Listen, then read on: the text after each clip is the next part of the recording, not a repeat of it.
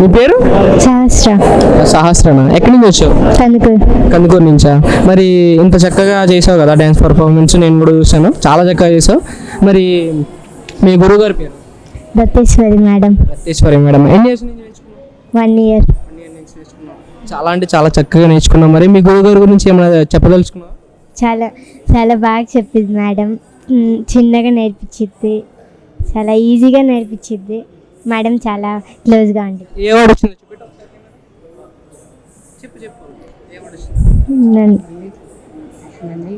నటరాజ నాట్యం అంటే.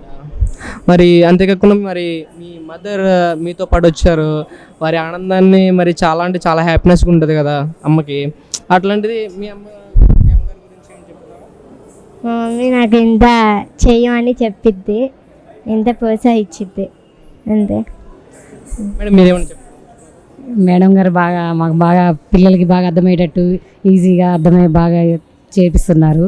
ఈ సెల్ ఫోన్లకి వాడి దూరంగా ఈ సమ్మర్కి పిల్లలకి బాగా భరతనాట్యం నేర్చుకోవడం వల్ల బాగా మన సాంప్రదాయం అవన్నీ బాగా అర్థమయ్యేటట్టుగా పిల్లలు బాగుంది.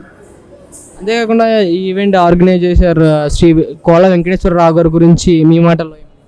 ఆ సారు వల్ల ఇట్లా చేయడం వల్ల ఇట్లా చాలామంది నేర్చుకోవడం, ఇలా యూట్యూబ్లో ఇలా చూడడం, ఇలా ఇక్కడికి వచ్చి ఇలా ప్రదర్శన తిరుపతి వెంకటేశ్వర స్వామి ప్రాంగణంలో చేయడం, ఆయన దయ వల్ల ఇక్కడ రావడం, ఆయన దయ వల్లే మేము ఇక్కడ దూరం వచ్చాం.